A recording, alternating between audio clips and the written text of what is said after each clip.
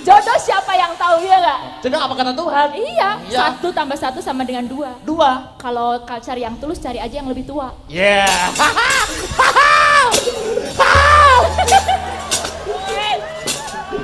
3 kali 3 9. Kalau kamu belum cinta nggak apa-apa, pelan-pelan. Ya. Rugok no garing rugok no. Jadi perkara itu tua ki, luwih tua gue senang. Lah seneng no. Lah yo malah Saya tanggoku penting tulus kok. Tanggoku mau Terakhir ketemu panjenengan pas jagong nika. Nggih, pas kula gadah damel alhamdulillah matur nuwun dirawuhi. Nggih.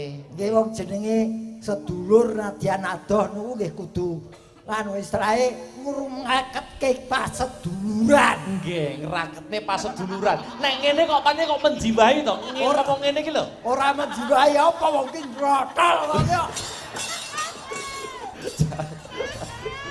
Aku ki mau arep munggah salin klambi dalang ki arep nganggo kaos kaki. Dalang kok nganggo kaos kaki engko dikira diabetes aku.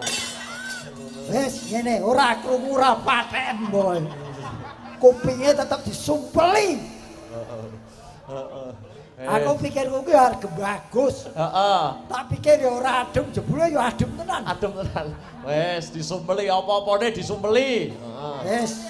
Pokoke bolongan 5 tak sumpeli kabeh. Alhamdulillah. Alhamdulillah. Tumut mangayu bagya nggih Pak De. Iki matur sembah nuwun ditimbali. Nggih. Ambak-ambak iki lah apa iki? Ulang tahun pasar. HUT. HUT. HUT iki apa? Hari ulang tahun no. Aku sing ra cocok nggon kuwi. Wah, lah iki. Kok lagi sore kok wis ngedak udur penemu to jenengan niku? Tembung kok hari ulang tahun. Heeh. Loh, tahun kok diulangi iki lak umure ora muda-muda. Hari ulang tahun. Sing bener hari ulang tanggal bulan. Oh, hari. Ora taune sing diulangi, Mas. Oh iya, tanggal bulan ini tahunnya berubah ya Pak De ya? Berubah. Oh. Tetep tambah umure. Mula ning yen gandeng wis salah kaprah ya wis ditampa wae. Ditampa mawon. Ki ulang tahune pasar. Pasar. Omong-omong, rokoke Omong-omong. metu. Rokoke metu. Nah iki. Iya. Ya udut lho Mas. Sing iso udut aku ora iso. Lah iki sing diulang tahune apa? Ulang di pasare no. Ah, tegese pasar ki apa? Pasar ya anu to Pak De, yo tempat jual beli. Wah, ki jawabane cah TK. Pasar sayur, tempat jual beli sayur. Jawabane cah TK. Lho. Kula niki pun kuliah S1 lulus Pak De. Apa yen wis 1 kudu ngerti tegese pasar? Lah ora. Ora. Ah. Lah artine pasar yang sesungguhnya niku napa Pak De? Pasar kuwi 5 huruf. PASAR. P. P yang pertama. Pusat berkumpulnya penjual dan pembeli. Oh, bener nggih, cocok nggih. P. A. A. Aktivitasnya dimulai dari pagi hari. Nggih, pagi wis rame. Nah. Terus S Pak De. Setiap hari buka. Buka rene tutupe. Nah. A. Aneka warna jenis yang dijual. Atau pasar sayur. Ono pasar kembang. Pasar iwak. Pasar sapi. Sapi. Nggih. R. R. Kuwi rame keadaannya. Oh. Dadi yen pasar ki isih rame berarti makmur jaba jero. Nggih, leres. Ulang tahune ping pira? 25 Pak De. Nah, 2 kuwi 2. kuwi artinya iki sing beraktivitas. Beraktivitas. Penjual pembeli. Oh, 2 itu penjual dan pembeli. Atau jual beli. Jual beli. 5 itu 5 yang diuntungkan dengan adanya pasar ini. 1. Penjual. 2. Pembeli. Ketiga. Kuwi yen ora kleru yen kene ana ya. Nggih. Kuwi apa kuwi sing diarani wong jual jasa gendong. Nggih. Ya. Nggih. Terus keempatnya. Keempat. Apa mau 1, 2, 3, 4. 4. Agar adem kok bendel ya gitu ya. Mboten napa-napa memaklumi kok Pak De. Lho lah iya no. Penjual. Pembeli. Terus ketiga mau Buruh gendong. Keempat tukang parkir. Oh iya, bener nggih. Niku diuntungkan ya. Nah, Terus terakhir, kere. kok iso tekan kere barang lho? Pasar ngendi wae mesti ana kerene, aja meneh kok pasar ngene. Pasar swalayan ki lho ana kerene. Merasa diuntungkan mesti ana wong cadong. Nah, kuwi pancen isen-isen ning pasar. Nggih, nggih. Dadi ora iso ditolak kuwi hukume ngananing pasar. Nggih, nggih. Mula ya iki arep dhewe melu bersyukur Nggih. karena telah berumur 25 tahun. Nggih. Gumunku Gumune pripun, Pak De? umure 20 tahun kok lagi ngundang aku lagi iki.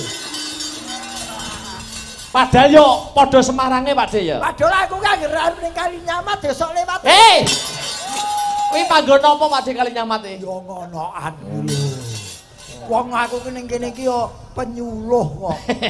Penyuluh. Nyuluh lah ning yo ora apa-apa. Apapun itu, berapa kali pun itu tetap tak syukuri. Nggih, nggih leres. Kaya pengurus maupun penjual pedagang pasar sini bersyukur. Apa tok kok cekak men to kowe iki? Lah pripun jlentrehe pripun, Pak De? Tasakuran taki tandanya orang yang imannya tebal. Wow. Orang yang imannya tebal, jangankan kok diberi rezeki, diberi musibah pun tetap bersyukur karena yakin Allah masih mencoba umatnya. Wah, kados ngaten niki kahanane adem jenengan tetap bersyukur.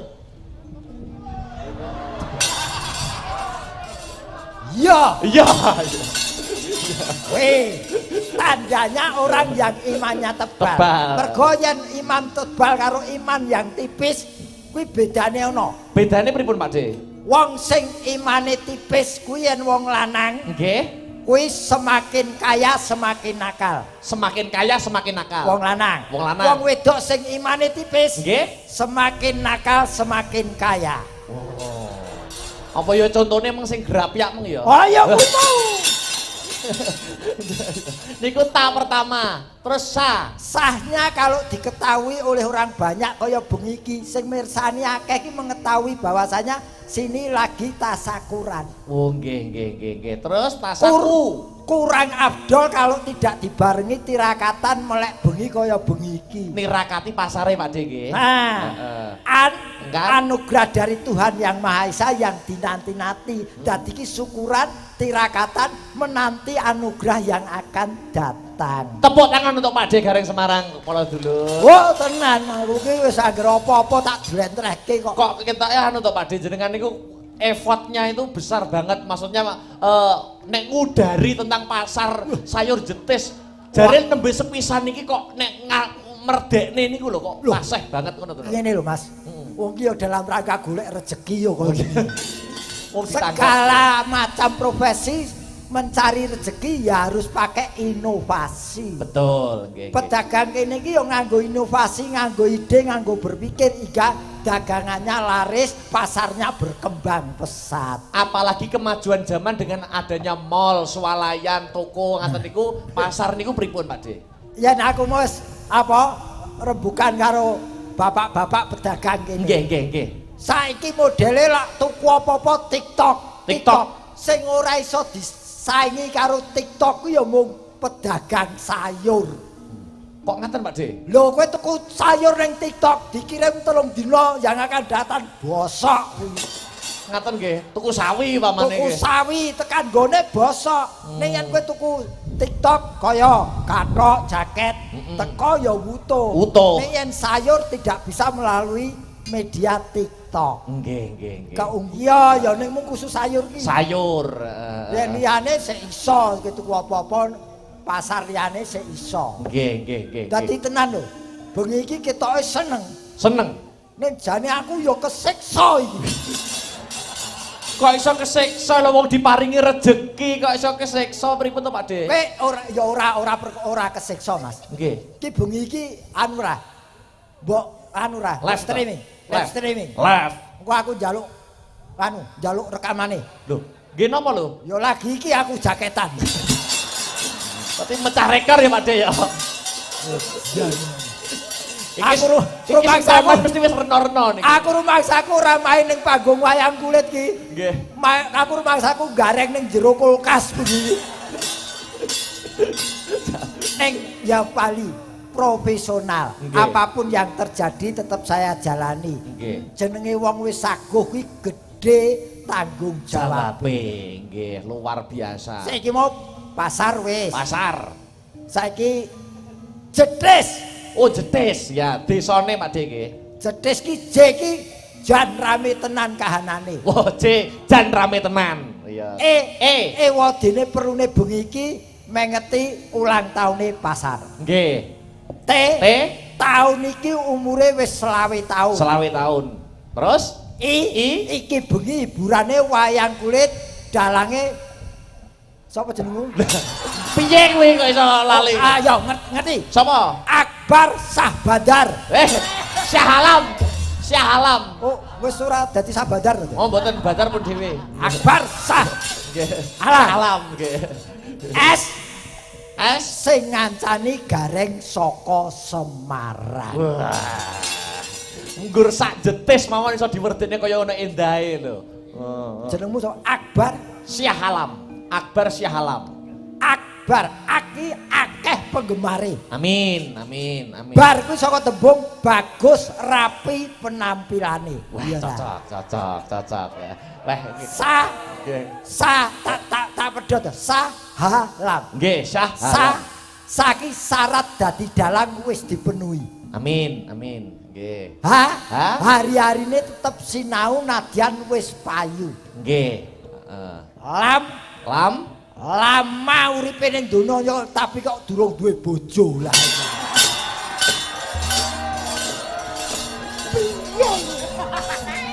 Aku ki saumur-umurmu wis royal kok. berarti kan bener yang saya omongkan tadi di depan toh Pak De. Apa? Dalang Akbar Joko urung kambon wong wedok kan bener. Kula niku selama Kok hidup sih? di dunia 24 tahun niku nggur tanggung nguyuh tok Pak De jekan.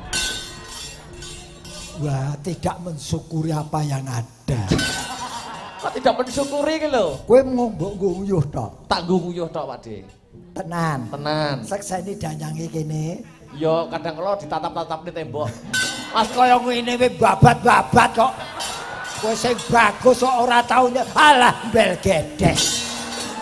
Mboten tahu Pak De, estu niku. Alah. Seksine warga masyarakat niki lho, Bandungan niki lho. Dadi wong ki rasa munawar. Munafik. Oh, munawar. Munafik. Iya. Yen yo yen ora iya. Ora iya. Pak Aku Akbar tenan. Syahalam niku kok ya jenenge diwerdekne kok ya apik nggih Pak De nggih. Ya, Lah sakniki nek gareng. Ya.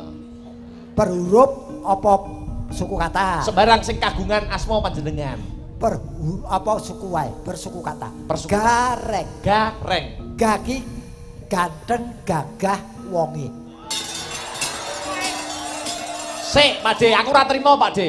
Nek gagah gede dhuwur wonge kok kudune wong ganteng ki pede to Pak De. Percaya diri. Lah nek sampean ngaku ganteng kok dadak dilaburi putih. Justru ini gambaran orang yang tidak sombong dengan keadaan nyatanya.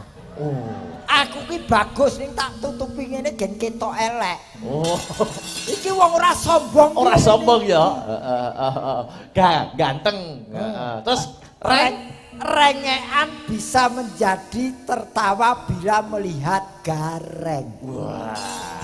Karena fungsiku menghibur dan saya membuat gembira dan bahagia yang nonton. Orang yang paling bahagia adalah orang yang bisa membahagiakan orang lain. Wah, tepuk tangan sekali lagi dulur ke Pak De Gareng. Wah, senadyan adem mau kaya ngopo, Pak De Gareng sudah mendapatkan aplaus beberapa kali dari para penonton loh Pak De. Wah, aku tak oplos apa wae ya bir. Mingko balike nak kali nyamat neh no. Maksudnya oplos? Oh, koplok tangan. Tepuk tangan, aplaus tepuk Loh, tangan. ya harus begitu Mas. Iya. Tadi mengapresiasi, semakin banyak diapresiasi kita semakin semangat. Iya. Berarti menjalankan tugas dengan baik dan benar. Ya, Wah jan aku ki suwe lho aku ki ora sowan ning tlatah kene iki. Oh, ngaten nggih. Heeh. Berarti aku nganti apal. Non Larang niku lho Pak De, pripun Pak De? se iki yen alesane ora ngundang aku larang. Iki manusia ya. Manusia. Larang kaya ngopo yen sampean seneng ya tetep dituku. Nggih, Murah kok kaya ngopo? Apa yen ora seneng, aja meneh kok tuku nyawang kuwi wegah. Betul. Nah, dan lagi kalau namanya seni dan budaya sebetulnya ndak bisa diukur dengan materi atau uang. Nggih. Karena itu yang bisa membayar kemaremane ngati. Nggih, leres. Nah, tadi iki memang sedikit saya utarakan biar orang tidak apa jenenge berpandangan negatif. Nggih. Ukuran putih ngeten iki pun wiwit tahun 81. Dadi yen diitung nganti sakniki pun pinten tahun, dadi upama mundak nggih entuk to, Pak. Iya. Pupuran putih dari tahun 81 nggih. Aku kelas SMA kelas 1 iki wis pupuran putih. Aku melu wayang kulit tahun 95. 95. Dadi aku 5 tahun lagi pasar iki dibangun. Mergo aku melu wayang kulit wis 30 tahun. Nggih. Oh. Dadi nek ana larange wis sak lumrahe. Ya jane ora larang. Oh, mboten. Ora larang. Nggih. Tergantung piye carane nganyang. Iya. Lho takono pedagang-pedagang nggih, Pak. Dinyang. Lho, Nggih. apa meneh seni? Nggih. Seniman niku watake yen kepengin ngerti. Nggih. Dituku ora entuk. Ning yen dijaluk malah dinehke. Seniman niku nggih. Nggih. Niku seniman racak-racak ngoten. Kula niku dituku bojo kula, aja tak kekke. Wah. Ngaten niku nggih. Nggih. Wong perwira. Ya ora ya kepepet sing gelem karo aku ya gur kae. Sing rembug perkara bojo lho, Pak De. Heeh. Jenengan macak gereng dari tahun 81. 81. Menikah tahun? Saya menikah tahun 84. Nah, 84. Nak kula nak umure baru 24 tahun to, Pak De. Kula nek jenengan pun kula anggap senior kula pepunden kula. Nah, jenengan mau nggo jloki kula, kok urung duwe bojo. Sakniki jenengan kudu tanggung jawab. Kriteriane bojone Akbar sing pasti kaya piye to, Pak De? Jane, Pak De. Siji. Wedok. Loro. Urip. Wedok karo urip. Cempe ya iso, Pak De. Ya terserah yen kowe kolu. Weh, Wong iki ya wis dirembug wong wedok. maksudnya secara karakteristik. Golek wong wedok sing iki nadyan wong yen mikir sok ora ana kuwi ning golek buktine ana ya aku dhewe. Ingat-ingat saya sebagai dalang seniman to, Pak De. Ya. Golek wong wedok sing gelem dijak rekoso. Ngaten nggih. Yen kuwi pathokane wis kuwi nadyan kowe iki nadyan wis kepenak ning golek wong wedok sing gelem jak rekoso. Nggih. Koso itu akan berjalan lebih enak. Nek urung-urung cah wedok kuwi wis muluk-muluk. Nggih. Ya glagepen kalap. Ngaten nggih. Urung dirabi wis jaluk reno-reno ngaten to. Nggih. Yo, iki ora jeneng sombong. Nggih. Ning wong saiki gandeng wis tuwa. Nggih. Bojoku lak wis tuwa ya wong karo aku mung kacek 2 tahun. Bojoku mbiyen iki ora jeneng sombong, nyata murni jelas. Hak. Bojoku kaya nyunyah Jepang. Bojone seorang gareng. Sik kowe lah ya jagong to kowe. Nggih. Weruh to. Saiki umuran semono gedhe dhuwur. Nggih. Wow, mbiyen rambuté semene. Tur ya ora jeneng sombong. Elek-elek bojoku kuwi sarjana ekonomi lulusan Undip. Oh, Semarang. Nggih. Entuke gareng. Lah ngaten niku lho, Pak De. Seorang yang maksudnya value-nya tinggi ngaten niku lho. Nggih. Maksudnya biar bisa luluh. Kok iso luluh karo seorang gareng iki piye ngono lho? Sing penting kowe iki usaha apa ora?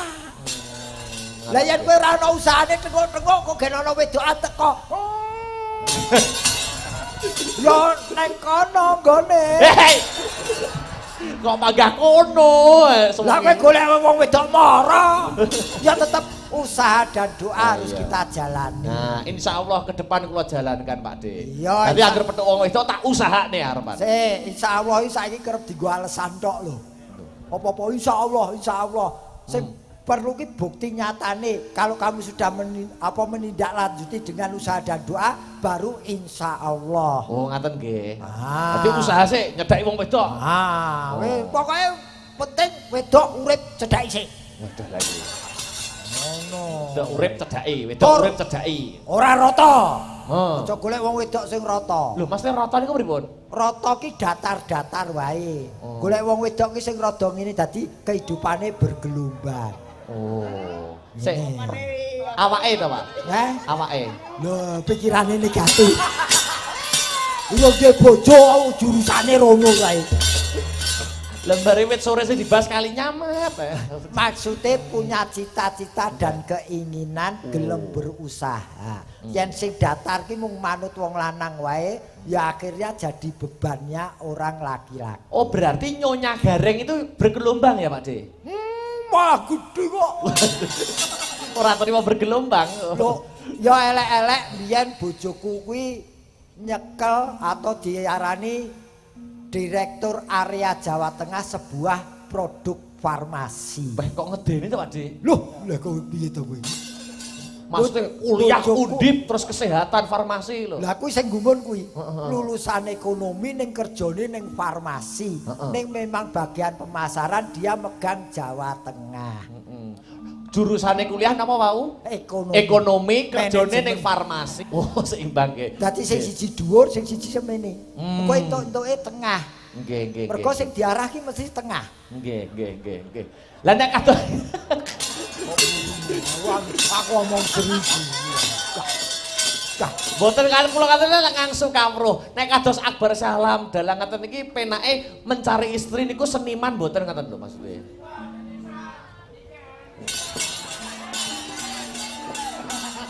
Maksudnya niku menurut pandangan Pak D Gareng ngaten lho. Iki aku yen entuk omong jujur. Entuk omong jujur. Jujur ya. Jujur. Ya wong yang ngarani ideale seniman itu seniman, ideale. Ideale. Tapi bagi saya ngene Mas, wong iki kudu duwe masa depan atau cita-cita. Cita-cita. Kalau saya dari awal kan aku ki TIY ceprot ning dhuwur panggung. Aku kepengin duwe bojo sing dudu seniman atau seniwati. Iya. Ning sing ngerti seni lan kehidupan senimannya. Oh, ngaten. Dadi bojoku kuwi ngerti kehidupanku biyen kepiye, kuwi ngerti.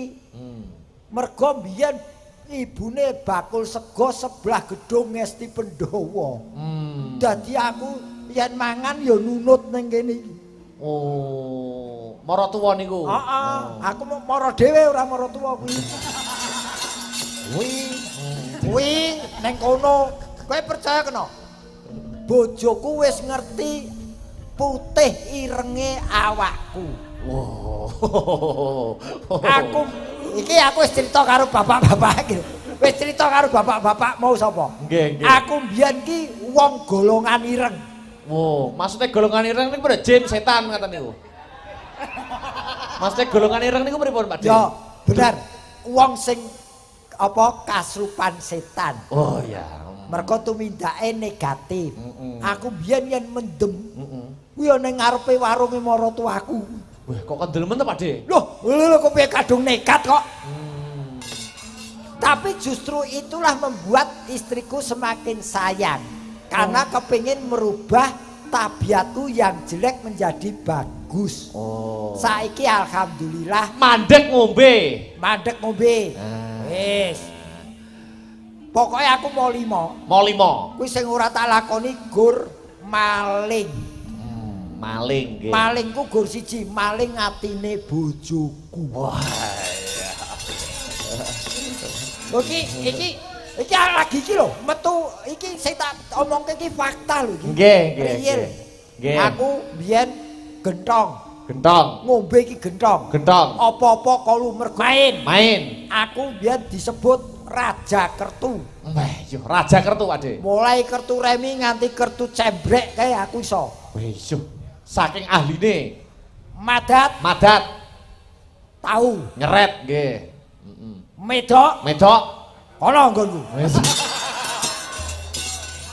Sing urung tahu maling niku nggih, Pak D. Maling ning alhamdulillah Gusti Allah wis ngeparengake aku bertobat setelah saya punya istri. Amin. Dan saya diizinkan untuk menjalankan ibadah haji. Amin ya rabbal alamin. Kata orang tua lebih baik dulu hitam sekarang putih daripada dulu putih sekarang hitam. Amin amin amin. Nggih kula contoh. Tirunen. Nggih kula tiru Pak Dik nggih. Lho tirunen iki dan golek bojo. Sik saya takon. Nyapone Akeh sing titip pertanyaan nyapone karo Niken ki piye?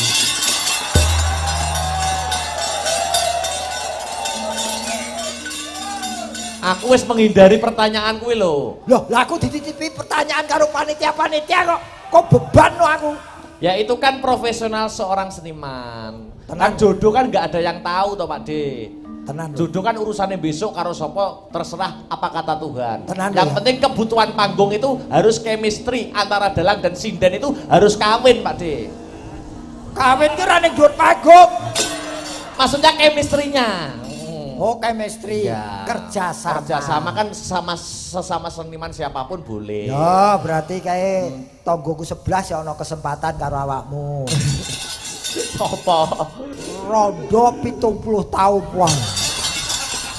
Entah nek wis miru-miru lho. Lho ning isih iso Saiki ngaten iki Pak De, kerjasama antar seniman itu harus dibangun secara positif. Betul, betul. Contohnya sekarang malam juga ditemani oleh Mbak Elisa. Ya, disuruh naik ke panggung. Ayo, sempat nih Cok. Mbak Elisa. Yo. Kademen mosok aku. Yo. Mosok aku. Hey. Oke, tepuk tangan untuk Mbak Elisa derek. Nah, iki tunggale Pak De Gareng iki. Ya, kenalin, aku Elsa Frozen. Elisa. Orang Elsa Frozen, aku datang dari dunia lain. orang kowe iki dadi Batman. Ora, Elsa Superman. Frozen yang nyanyi Bedi Deng, Rodo Adem Bedi Deng. Itu loh Pak De, wes tak copot wes. Waja be. Tolong Mbak, ditembak. Rada adem. Ya ampun adem. Mbok men. Heh? Mbok dimen. Kok mbok meh? Mbok Kok men. ngerti? Oh, lah Elisa iki. Oh, Jan. Ngene. iki. Selamat malam, sederek wonten Jetis Bandungan. Tembung kok asrep. Asrep ki biasane wong Jawa Barat kono lho. Itu Asep lah Pak De. Lah, aku oh, Asrep. asrep. Iya. Asrep ora asrep. Itu maksudku, bosonya tuh yang halus. Oh, betul. Aku belajar di sini wes girang langkung gangsal welas doso tahun. Gangsal welas dosa iki piro? Apa kabar? Kosek. Ana wong tuwa ora mudeng kok. Boten mudeng. Gangsal welas dosa ki pirang taun? Di atas doso ada gangsal. Berarti berapa? Ga- Doso tambah 5. Doso tambah 5. Gangsal welas. Doso. Nek dure doso, nganggo doso. Jane kae lulusan TK ngendi lho? Gangsal welas dosa. Aja ngono, iki lho ulang tahun, Ulang ambal warso. Warso, ora warso. Ya, warso ambal. Kaping kalih doso likur langkung gangsal. Wes modar ora kowe. Ambak lulusan pendidikan bahasa Jawa pedhot musuh iki. Bener kan? Ingkang kaping Ping kalih doso likur langkung gangsal. selangkung. Apa itu selangkung? Bosone selawe kuwi selangkung ora kalih dosa likur gangsal. Alah ngeyel Pakde tuwe, ngeyel terus lah kandangi Nah, lah. kuwi lho, wis tau yo ngono kok Mbak Elisa. Yo, tok. Tuwek ngeyel kuwi. Loh. Tuwek ngeyel. Tak bilangin ya, itu 20 itu berapa boso Jawa kromonya? Kalih dosa. Kale doso, kalau di atasnya kale doso itu pakai likur. Likur. Kale doso setunggal likur. Oh, kuwi lho. Ini 5 kan, kale doso gangsal likur. Wong ki apa ora konangan wong no tak nikah tenan. Jare wis tobat, jare wis ngenceng. Tobat ning kepethuk wong marake budrek ngene iki. Aja bodrek. Budrek kok bodrek. Budrek iki tambane bodrek kata Mas Teh. Ya tuh kan tahu kan? Ini namanya seniman sehati tuh kayak gini. Nah, iya. Gak usah aku jelaskan susah-susah, paham dia mendengarkan kata hatiku gitu. Ya. Sing salahi panitiane wong dereng mari kok diundang to, Pak. Kok dereng mari. Kok dereng mari piye to, Pade? Lah kowe iki salah dibenerke kok iso mlekoto. Apa itu melekoto? Tegese kok malah saya dledek saya ngeyel. Aku ra ndeledek itu kan mencairkan. Heeh. Aku menyublim kok. Oh mau nyublim. Iya. Carane ki dadi aus. Aus. Bagyo. Anggenipun ambal warsa Peken Jetis Bandungan. C. Peken yo. Peken itu pasar bosok kromonya Peken. Ora peken yo El. Apa? Peken. Peken bosone pasar. Beda-beda. Peken itu dibuat di keraton. Begeniro, maniro, begeniro itu. Ah, basa halus nggih. Iya itu di keraton pakainya itu. Nggih leres niku. Beda kan? Betul. Lebaran. Kayak bener ke. Betul. Wes ki pen bojo we. Wes, lanang wedok padha Oh, stres. enggak masalah. Jodoh siapa yang tahu ya enggak? Jeneng apa kata Tuhan? Iya, Iya. 1 tambah 1 sama dengan 2. 2. Kalau cari yang tulus, cari aja yang lebih tua. Yeah.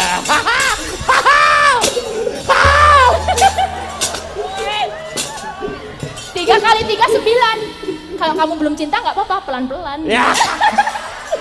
Rugo no garing rugo no. Dadi perkara itu tuwa ki luwih tuwa kowe seneng. Lah seneng no. Lah yo mau Sing penting tanggoku tulus kok. Tanggoku mau 70 tahun. Lah meneh ketuaan ya kuwi. Tapi sesuk ahe-ahe. Ae karo ancok. Angel. Yang penting tuh tulus, Pak De. Tulus. Aku loh saking tulusku aku curhat karo pitik. Karo sapa? Pitik. Kok tulus kok curhate karo pitik? Pitik ayo nyauri. Pekok. Aku kok malah meri dadi pekok ya.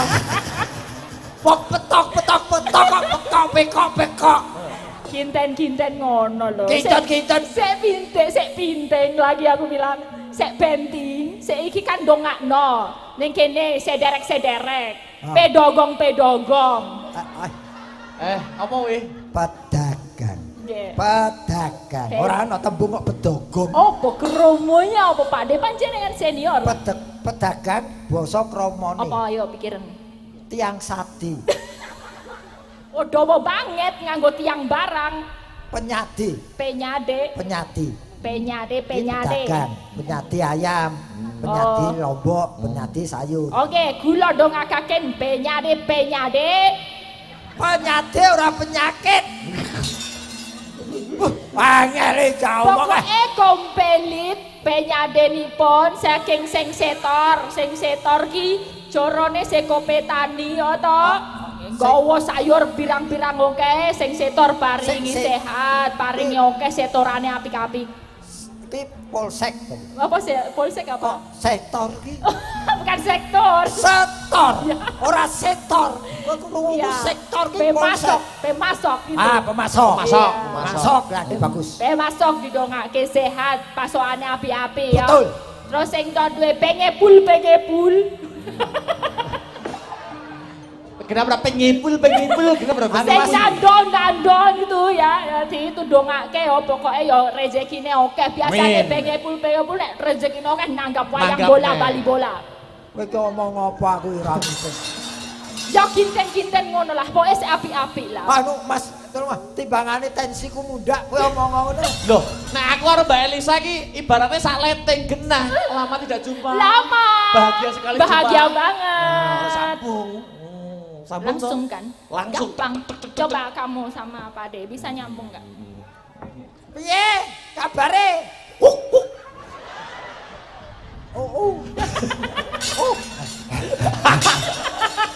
Kayak nyambung. Aciret iki. Kono ya njaluk dene anu ya to. Oh, masaku. Wes pokoknya dongake sing kabeh termasuk yang ngecer, Nggih. sing dodolan eyek. Apa ya di sini namanya? Apa ayek ki? Kalau daerah Magelang tuh bilangnya eyek. Jadi Eyek. yang pakai motor apa pakai apa namanya pick-up itu Etek toh? apa ya? Ete. Sing ning ke kota-kota gitu ya. Itu pakai yoan, pokoknya diparingi slamet ning dalan, diparingi sehat, paringi rezeki sing oke. Paringi rezeki aja diparingi slamet urip dhewe rekoso tambahi slamet ya rekoso meneh. Aduh slamet sing kuwi lah. Pokoke sedaya lancar usahane. Lancar. Slamet tuh Wilujeng Rahayu. Lah ya Wilujeng Slamet Rahayu kuwi sasedulur. Oh kuwi sederek to.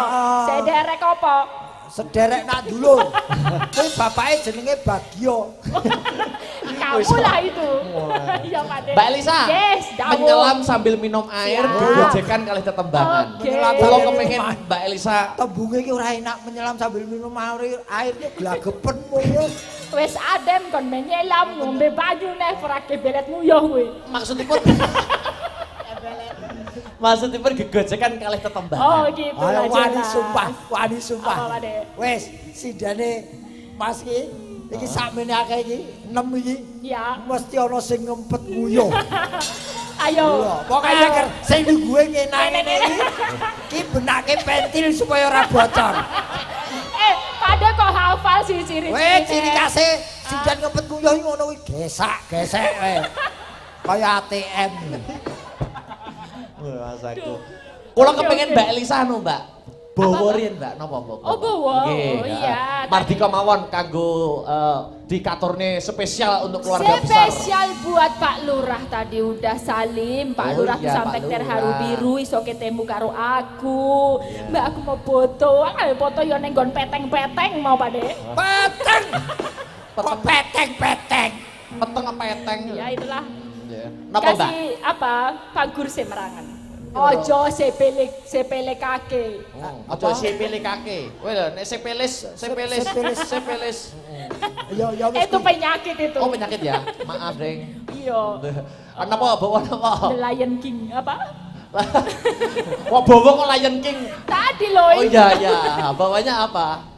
Panggur Semarang. Panggur Semarang. Kamu yang nggak fokus gantian loh. Iya, aku udah bilang loh dari tadi. Iya, bilang gimana? Iya tadi aku udah bilang Panggur Semarang. Oh iya. Kamu terdistract sama kecantikanku aja. Wah iya.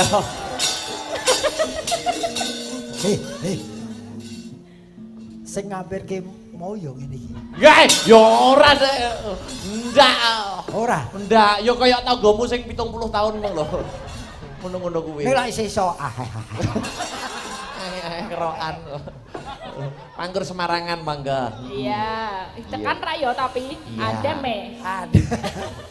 Ya dia rata sereka. Adem karemu, adem karemu. Iya. Enak tuh pakai jaket.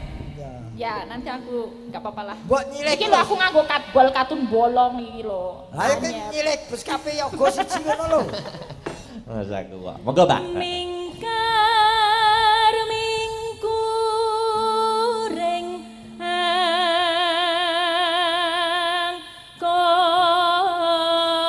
angkara.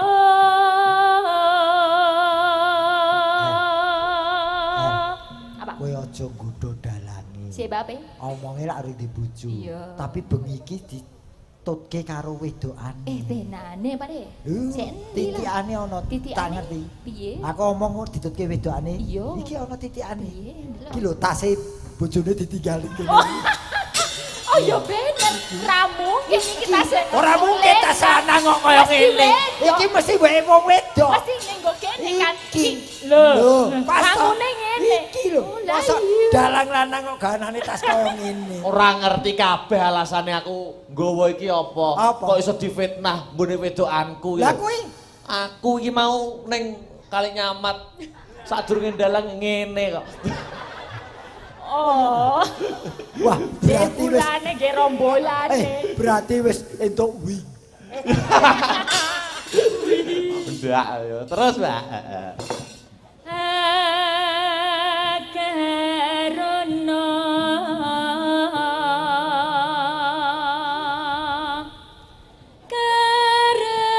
karenan margi si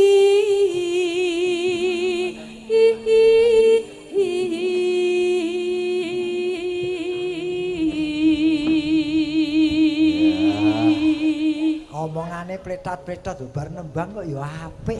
kandhane kok Aja nyepelekne. sepele. Wis ora usah omong kuwi nembang wae. Omong bali rusak meneh ete. Mas aku. Lanjut.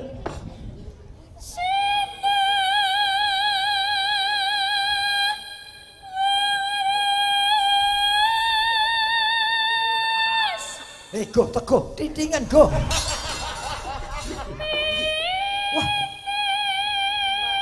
Kok malah melu ngeden bocah iki. Kok ninteng kok melu ngeden. Gendere iki kutuan kok ngeden.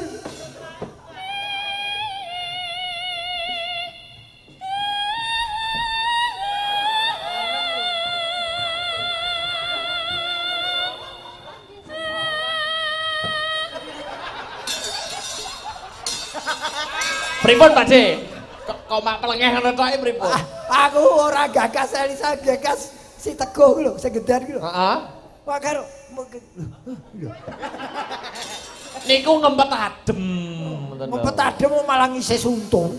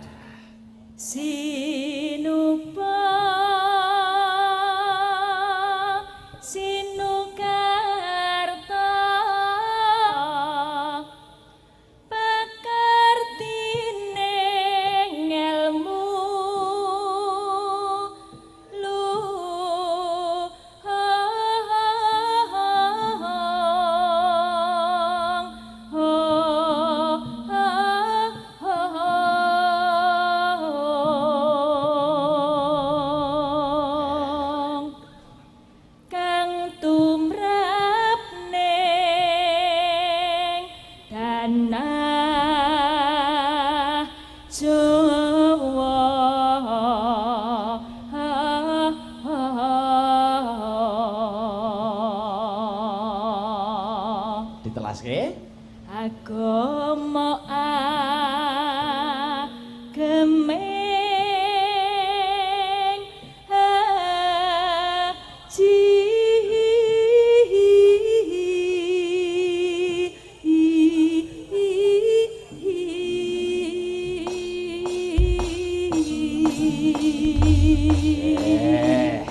Sampun ngatur.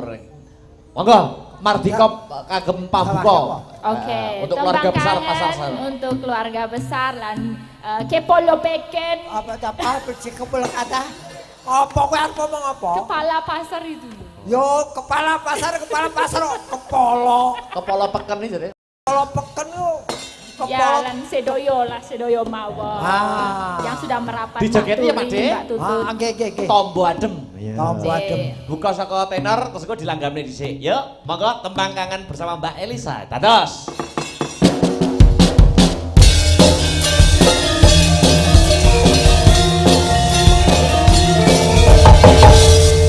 Sabon.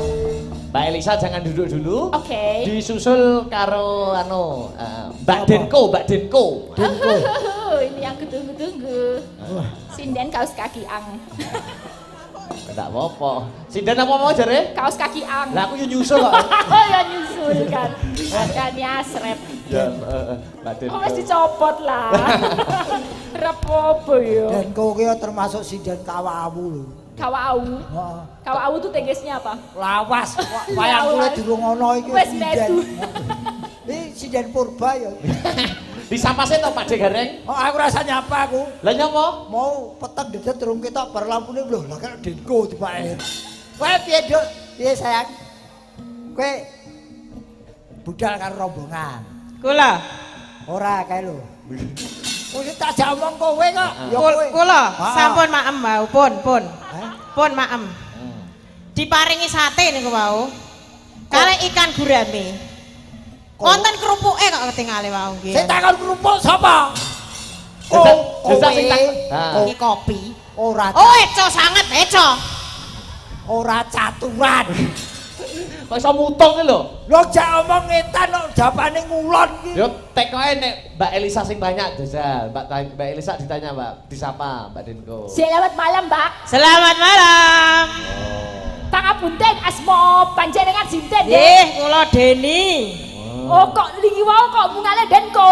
Nggih Deni Deni Denko. Oh, Denny Denko. Nggih niku susu. Oh. Hei, iki pancen parapane Denko dari dulu ya. Parapanmu lak kebiyen Denko ya. Ya. Den. Kandani itu beda, sisihnya yang sini, yang dengar itu. Oh, lah. Coba-coba lah. Ketoke, Kowe iki parapan Denko wiwit tahun pira?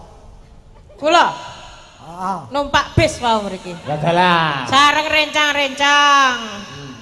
Numpak bis bareng-bareng mau jam 11 saking mriki. Mas Akbar. Dugi mriki lah kok sore ta Pak De. Mas Akbar. Apa? Sok menawa arep nyindan mbok kon ngombe pil sik. Kok iso ngombe pil sik lho. Urung mari lho mbok kon nyindan. Lah jajal Mbak Elisa nih, satu kali lagi Mbak. Dan Ditanya. tadi di sini jam berapa berangkatnya? Berangkat jam 11. Oh, cetok Kuncet kok. tong ngeglok kang tadi. Geografis semana. Aku kok kono ra dijawab kok kene ra dijawab. Den, omahmu ki. Hei! Kula Heeh. omahe nganjuk. Wow. Mbak sumbere ngono. Mergo aku njujuk neng toa. Toa. Monitor. Oke bocah iki kedian wae ngono ki kok. Aku yo gumun. Anakmu wis pira, Nduk? Anakku loro. Ana ndase kabeh. Enten to. Piye to ki? Lah yo takon. Enten no bojone. Takon wajibe dijawab. Enten ndase nembe kalih. Anakmu loro. Rencanane gangsal. Mbok menawi enten sing badhe nambahi? Kok iso malah. Kowe iki gawe anak warisan. Maksudnya nambahi donga ngoten Oh, kersane nambah anake itu, iya, tambah. betul nambah itu. Anu, karo bojomu sik kae. Sire tak ijolke Pak De. Lho. Iki dijolke. Apa wis sasise wis kena to? Apa kuwi? Rada ngobos sak. Ah tak ijolke man iki lho. Sapa? Man iki lho sing bonan. Bona. Oh, ora dikei dhuwit tutuki terus karo kuwi kowe. Lho kuwi. Tapi dawa. Kene nduk, ya wis kae bojomu kae ben ana yen iso diopeni diopeni. Nggih. Ya. Tapi anu Pak De. Golek bojo ki angel yen wis entuk ya diopeni. Tak omongi. Nggih. Golek bojo ki saiki angel, ora ngger wong entuk bojono. Oh, ayu bagus urung karuan cepet entuk bojo. Contone ana ora Nyindir do. lah, nyindir. Iki karo ayu. Loro iki ya. Ya ben jual Gak mahal payu-payu. kok. Emang sengaja kok. Emang iya. Iya. Aja mbok dol. Aku tak kekne yoga-yoga kok. Mangsaku wae. Oh. Mbak Denko. Nggih. Kalian Mbak Elisa. Niki ada pamundutan. Nggih. Niki kula rangkum terbanyak ingkang lumantar WhatsApp. Napa, Mas? Ninggal katresnan. Ayo cocok, cocok. Ya, ninggal katresnan. Yuk, anu ya berdua nggih. Oke. Kali Mbak Mbak Elisa. Denko kali Mbak Elisa. Nggih. Iki sinden beda karakter. Iya. Betul. Alusan karo geragal. Napa nih sing gragal? Iya, karo- Jenengane kok ngewang-ewangane kok ngarani aku. Dek mau ngarani leluhur, saiki ngarani aku gragal-gragal. Sampeyan ngecek kan aku. Ngecek sampeyan. Ora, Eh, Jan, iki- ngecek sampeyan karo aku. iki si- Wani sampeyan karo aku. Iki sijan, iki sijan Wani kon karo aku. Sijan apa Eh, jagal jancuk kon. Jancuk cepet udah ketetuan. Kowe iki sijan apa jagal sapi? Galake ra umum. Semangat tok ya. Semangat apa? Wow, ra kunangan wong. Apa? Arep boga glak mesti. Ora. Nek gak boga glak tak kekno. Moh, aku mendem kowe ora kolu. Weh. Masaku wae. Ninggal katresnan Mbak Elisa kali Mbak Balai Denko lamu. ya. Oke, siap. Leni kok empane kok kaya emoh-emoh. Nindan arep nyuara kok nyincing. Benakno jarik iki. Oh. Kok kaya emoh-emoh jenengane lho. Lho iya to. Jarike nyincing sok meneh nganggo jarik dipaku. Ora Pak De, iki mau dingklik katut. Oh, lagi ya padha wae. Kalau sijan ngadeg kok diglek katut iki kok dikempit. Lah ya piye aku ra tekan aku mikir ra tekan aku. Aku ya sik bayangke. Diapake iso katut. Nelesep.